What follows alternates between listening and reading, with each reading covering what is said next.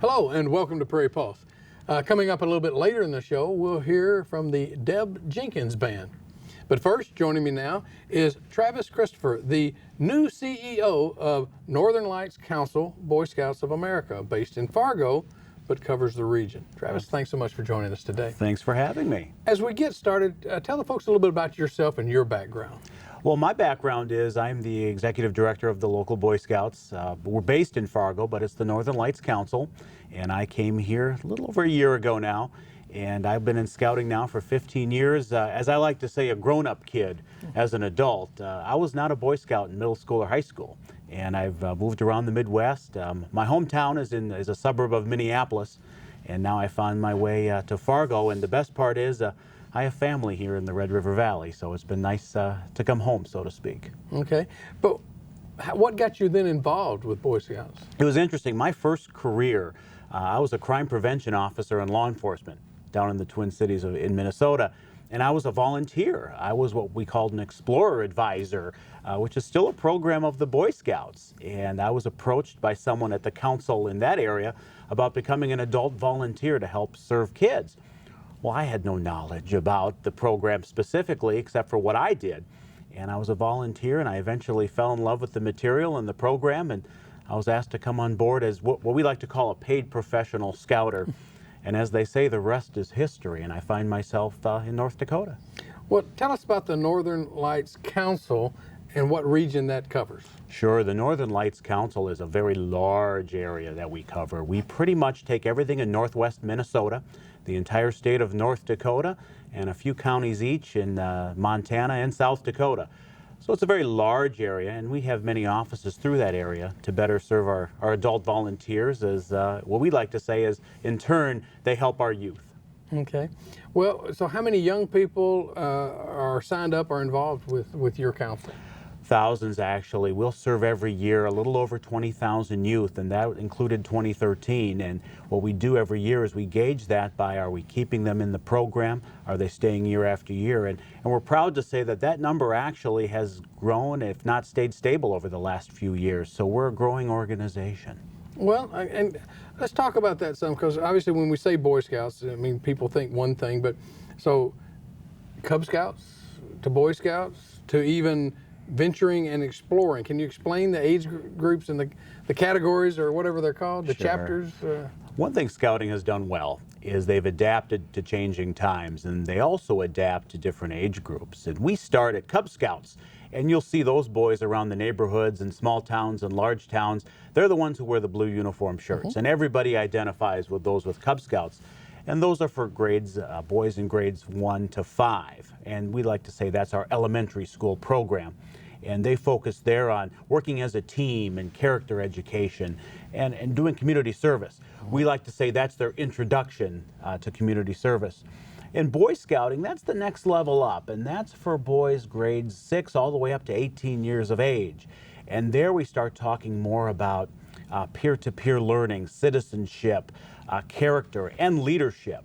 And with Boy Scouting, that culminates in what we call the top award in scouting, which is the ever familiar Eagle Scout Award. And one thing about our area in Minnesota and North Dakota, we get a lot of Eagle Scouts here when you look at us compared to the rest of the country. And that has something to say about our adult volunteers. But in Boy Scouting, it's very merit badge based. They start looking at different vocations. They start looking at community service.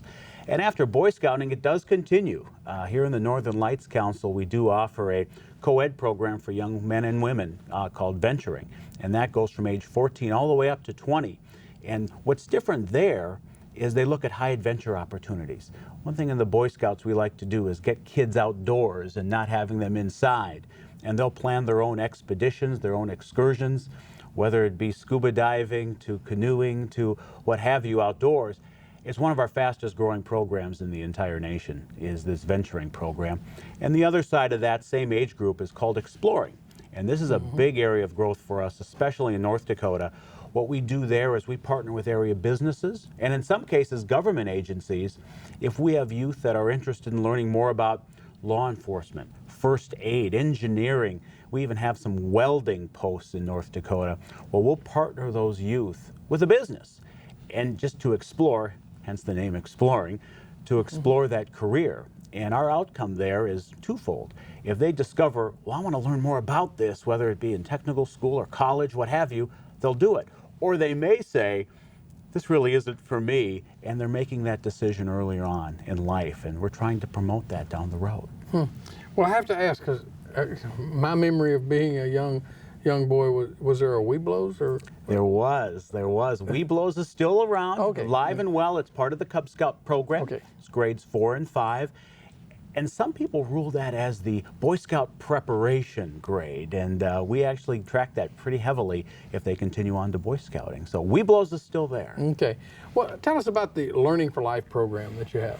Learning for Life is something that began in the Boy Scouts about 20 years ago in 1991, and it's an in-school program where we take character education, ethical decision-making, lesson plans that a teacher or even a site coordinator at an after-school program can use to teach all students. And it really gets into decision-making and how to treat your neighbor well, how to treat your peers well. That's another area of growth for us. And just in our council, we serve nearly 4,000 youth every year through that program. Through partners. We don't deliver that directly. We use different nonprofits and in many cases schools who are looking for an added curriculum they can deliver, and we do that for them. You mentioned that in fall of 2013 you had more kids signed up, or more youth signed up than in previous year. Can you talk about a little bit more about why you think that is? There's a lot of reasons for that. Obviously, in our area, we're having a growth in families, and whether that be the western half of North Dakota or even Fargo, Moorhead, or Grand Forks, we look at that as a leading indicator. We will typically add, and this is a piece of Scout trivia, we'll typically add between August and December every year around 2,300 new families and youth into the Scouting family.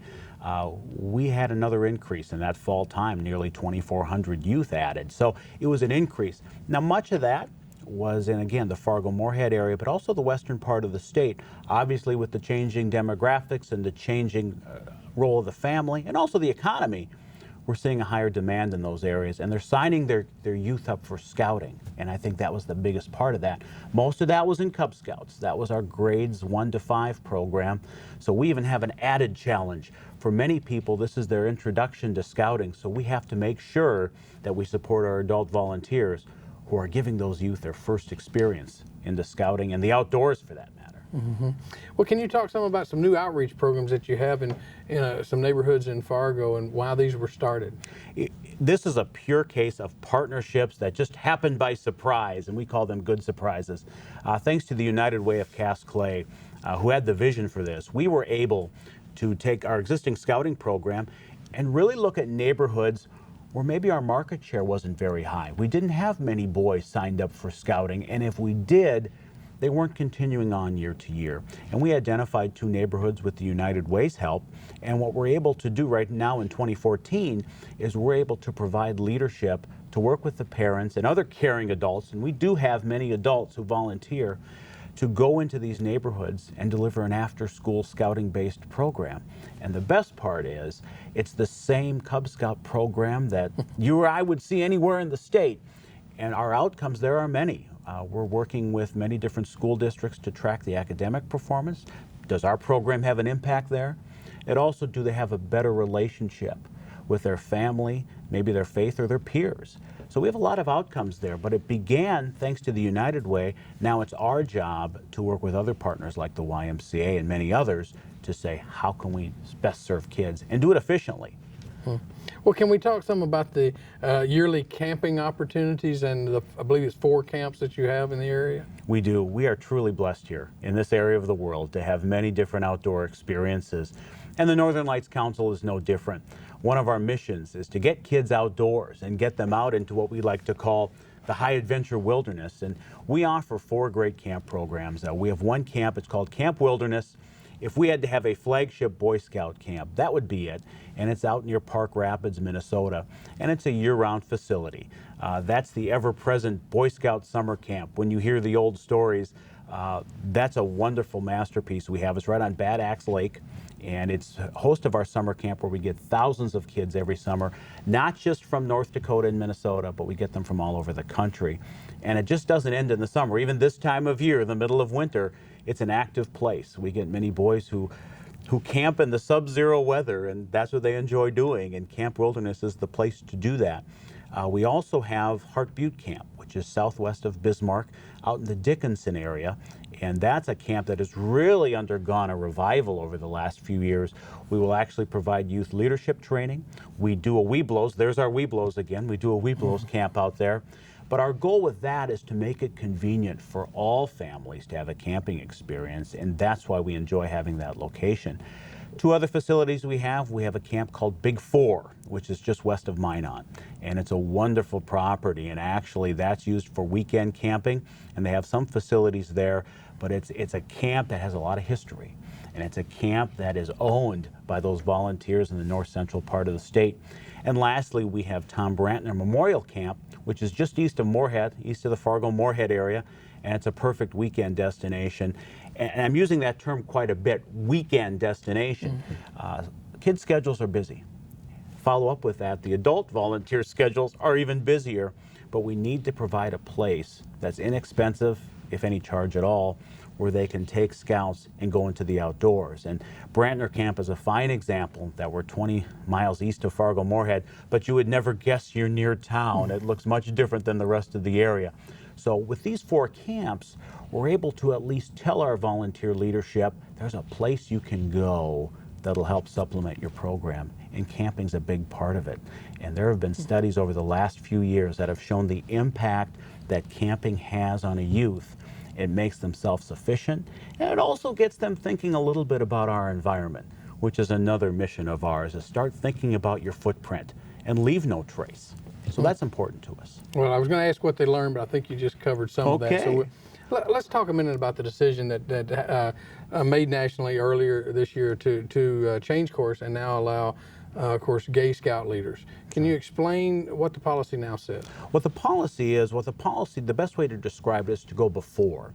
And what happened was we had an internal discussion with volunteers and professional leadership to really look at, do we change our youth membership standards? At the time, and this was first part of 2013, there was a membership standard saying that sexual orientation of a youth was not valid for membership in the Boy Scouts. What happened was we began an internal discussion with volunteers, professional leadership, to say, is it time to change this? Is it time to remove that restriction, remove that barrier for membership? And the answer was yes, and it was voted on, and it included voting members from our area, Minnesota and North Dakota, and it was voted that we should remove that from our membership standards. So right now, our membership standard is to serve all youth, and we have a few other items in there as well, but we've removed sexual orientation from those guidelines. And this pertains to leaders and to scouts? It pertains to scouts as of right now. Okay. Has there been any fallout from the new policy? I mean, have parents pulled their children from the programs? Honest truth is we've had a few. We've had that over the last year, and when I say a few, if I put a number on that, I would say a couple of dozen, at least that we know about. What we have seen, and we did this in our listening sessions here in North Dakota, the one thing it always came back to was whatever you decide to do, National Boy Scouts, make sure it's youth-centered and youth-focused. Make sure you go back to programming in youth. And we did that. And our reaction has been, well, our fall recruitment has been good. The ever-present popcorn sale we do in the fall, thousands of scouts, has done well. We're talking about 2014 program planning. That has gone well. So our leading indicators since then have been positive. Okay. Is it entirely because of that issue? I can't say, but those are the indicators we have. Okay. You've talked off and on about different things, but can you talk more about the history of the Boy Scouts? It's a long history, and I'll summarize it for you. In 1907, Lord Baden-Powell, he was over in England, and he began a program called Scouting for Boys. And eventually, after a couple of years of getting this started on what was called Brownsea Island in England, a Chicago businessman, William D. Boyce, caught onto it and brought it to the United States. And it was chartered by Congress as the Youth Program of the United States, and that was 104 years ago. It has evolved since then. We started the Exploring program in the 60s. We started, the Cub Scout program did not begin until the 1930s in our area. And so that's an interesting development. And that has now grown to one of our largest programs. The history has gone well. We've seen in the last 20 to 30 years, truth be told, we've seen a decrease in membership since the early 1970s, but we're seeing that come back on the rebound now. And the interesting part of the Boy Scout history that has yet to be written is because of that fact, we're seeing many parents that are now signing up their youth for scouting who are never scouts themselves. And that's our challenge in the future, is not only do we have to sign up a lot of these new youth, which we're excited about, but we also have to do some education. And that's of our adult volunteers and make sure they feel supported. And part of that scouting history is when you would sign up to be a volunteer, we would give you every manual in the book that we could think of. Read these and you can be a great scout leader. Now we've been able to, with the advent of social media and the web, among other things, even mobile apps, we're able to give a leader, give a volunteer the tools they need in a quicker fashion so they can go run the Cub Scout den meeting or go to the Boy Scout troop meeting and feel prepared. But if somebody wants to sign up to be a leader, what is the procedure? That's where actually we make it easiest of all, and there are two options for that. One is our website, which is nlcbsa.org, or our toll-free number all over North Dakota and Minnesota is 877-293-5011. What are you think the most important things that young people learn from scouting? I think there are two, and this is just my opinion now, but I think there are two. One, it gets our youth physically active. It gets them out into the outdoors. It gets them moving, and you hear about the studies now about childhood obesity, and you start hearing about health. The first thing we try to do is get them active, and we try to get them into the outdoors, building fires, high adventure, climbing rocks, doing all of those fun things. The second thing is really start talking about relationships. You know, as I said, with the advent of social media, with many different things, we're entering a generation that is right now. And sometimes we lose that interpersonal communication skills. And that's the other thing scouting delivers. You need to have a better relationship with your peers. If we can do those two things, we've succeeded. Well, how do, badges is what a lot of people think about scouting. They see the sash with all the badges. How do they go about earning those badges and honors? Each one of those are very challenging. The Eagle Scout Award that everybody hears about, not only do you have to earn 21 merit badges, and there are over 100 merit badges in different disciplines, everything from communication, and we even added a video gaming merit badge a few years ago, but it also goes over to entrepreneurship, how to run your own business. But even the Eagle Scout Award, you have to earn 21 of those, but lead a major community service project, not just perform it, lead it. And each one of those awards has that level of community service and planning in it. So it's tough to earn. Well, can you talk quickly about some of the upcoming events you have in the program? Absolutely. 2014 is going to be a great year for us. We talked about those Cub Scouts. We talked about those first-year Scouts. We have day camp happening in nearly every community in North Dakota and Minnesota, and that will start here this spring. So that's the one thing, besides everything else. But that's the one thing I steer parents to, is that Cub Scout 1-2 day camps, that they can really get immersed in scouting. Okay. Well, with that said, if people want to get more involved, more information, I think you gave it, but give the website and the phone number once again. Absolutely. It's nlcbsa.org or 877-293-5011. Travis, it seems like y'all got a lot of exciting things going on in the Boy Scouts and in the program, so we wish you the best of luck. Thank you. Any parting words for anybody out there getting involved? Well, it's our motto, be prepared, and we will be in 2014. Well, that's great. Thank you for joining us today. Stay tuned for more.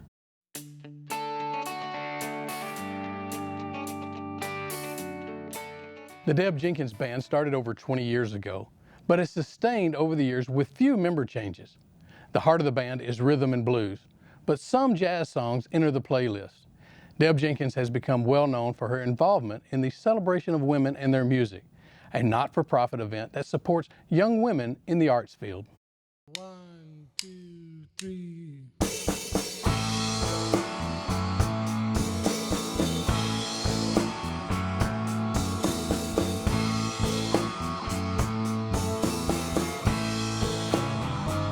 You say your party's jumping and everybody's having a good time, and you know it's going through my mind. Do you mind if I get comfortable?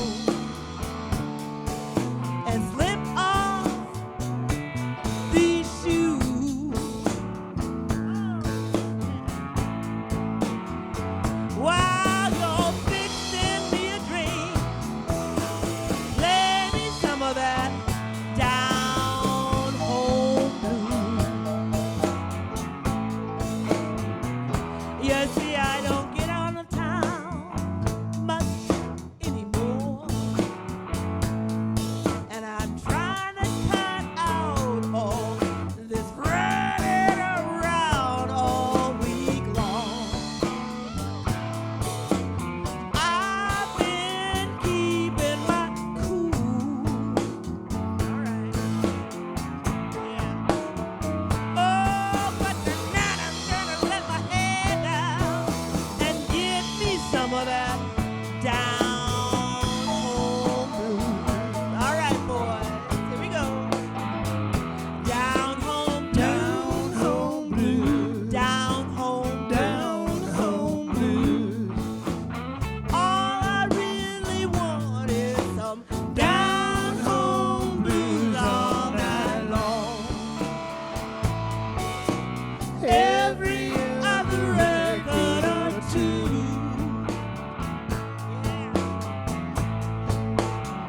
I said take off those spicy records, play me some of that down home blues. Yeah.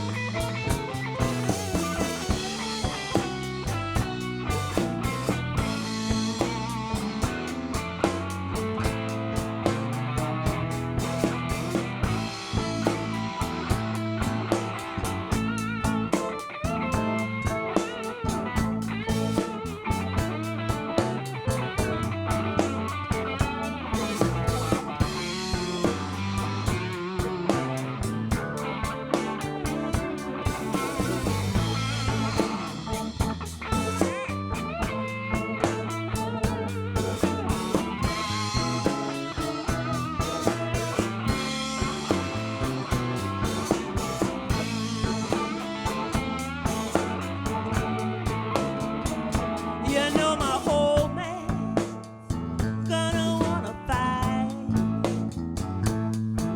'cause I'll be out and playing all night. Oh, I don't care. Tonight I'm gonna do as I choose. Yeah. I'm gonna let my head down and give me some of that down home blues. Down home blues, down home blues. All I wanted to hear was some down home blues all night long. Every other record or two. I said take off those spicy records, play me some of that down home blues. One more time. Down home blues, down home blues. All I wanted to hear was some down home blues all night long. Every other record or two.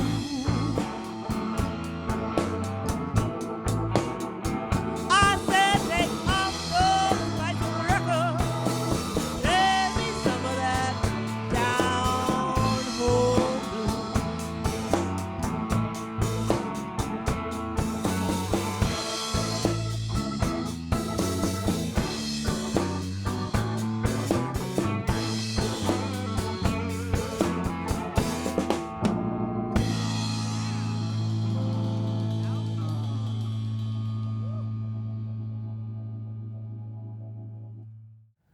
Well, that's all we have on Prairie Pulse for this week. And as always, thanks for watching.